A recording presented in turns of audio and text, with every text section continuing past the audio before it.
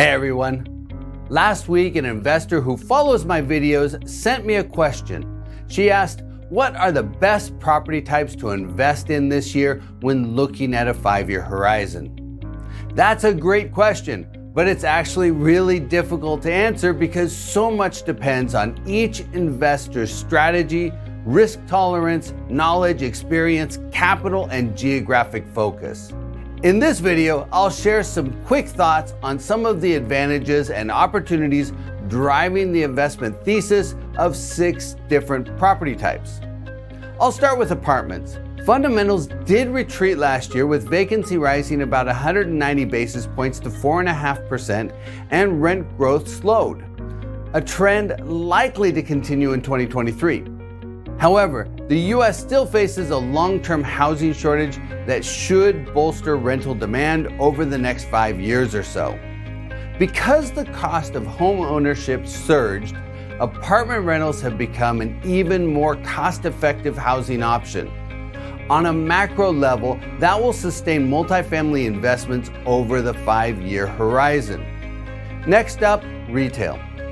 Although the demise of retail has been recited by the media for years, when you look at its performance, even during the pandemic, you'll see the myth that's been perpetuated.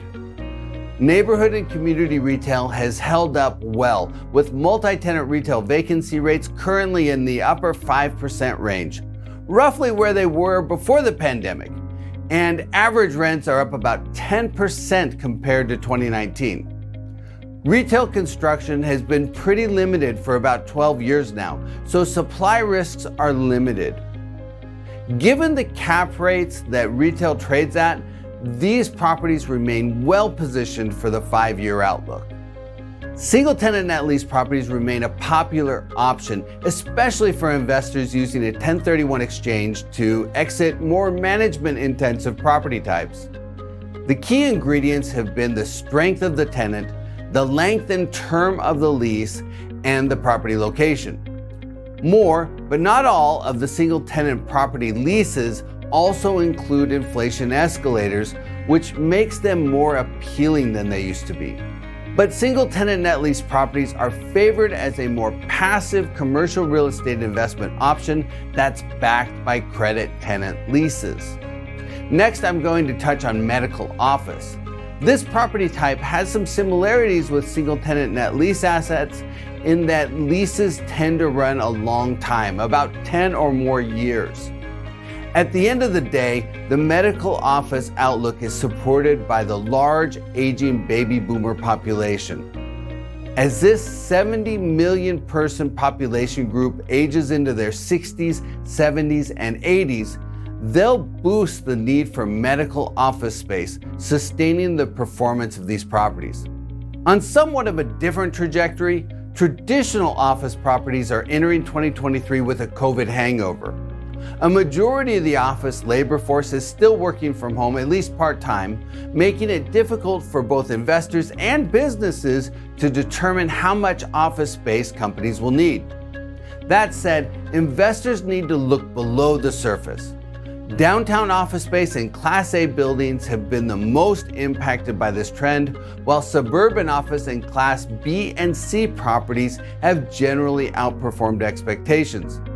Investors who think long-term and who are willing to make a counter bet have the potential to capitalize on the soft office investment climate. On the flip side, industrial properties remain a favored commercial real estate investment.